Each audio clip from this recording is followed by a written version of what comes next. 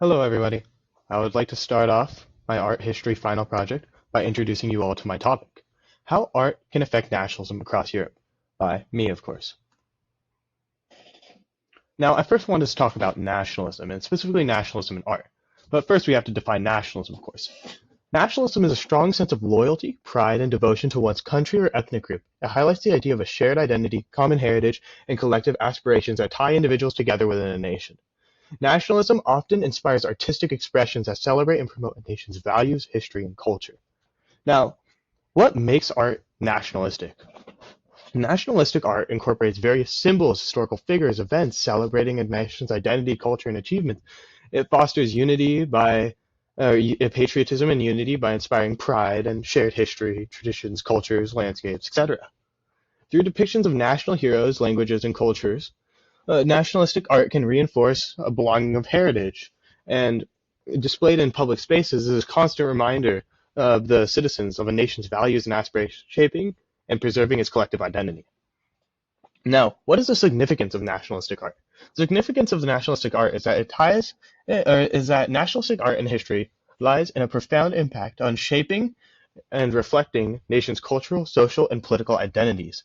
Through art, societies have conveyed their values, heritage, and aspirations, fostering a sense of unity and pride among their citizens. There's various different types of nationalistic art. For example, pride based off of freedoms in the United States. There's pride based off of race in more controversial nations. And then finally, what I think is the best, or what I thought was the most interesting at least, was pride based off culture. So what you think your culture is, like you love your culture.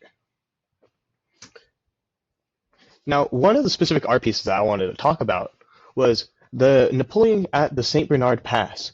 This is a shining example of nationalism in art. Basically, we this masterpiece portrays Napoleon as a charismatic and determined leader. It shows him in such a glorious light crossing the Alps, even though if you read the true history, that's not what really happened.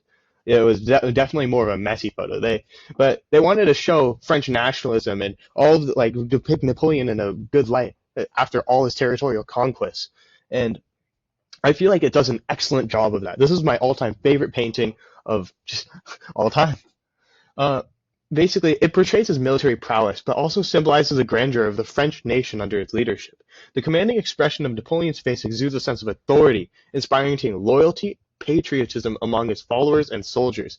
And additionally, the majestic backdrop of the Alps mountains signifies that not only did he face like many challenges, he overcame those challenges, and is thought to unify and strengthen the French Empire. Now, the next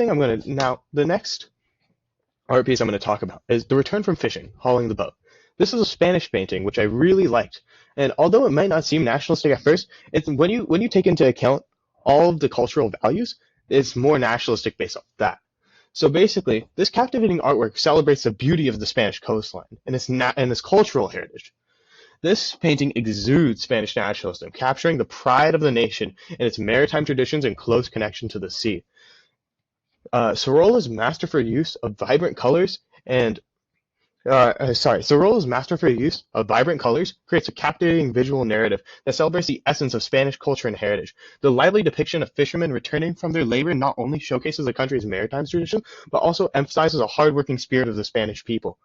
The painting's radiant colors invoke a sense of joy, pride, and the nation's distinct identity, forging a powerful connection between the viewer and the rich tapestry of Spanish life.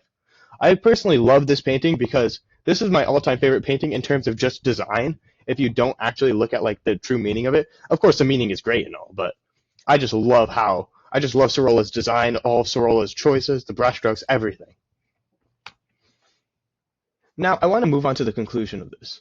Basically, I'm going to sum up the points and exemplify and show that Napoleon's at St. Bernard's Pass and the return from fishing exemplify how arts played a role in fostering nationalism, influencing cultural narratives of two major European powers, the French and the Spanish.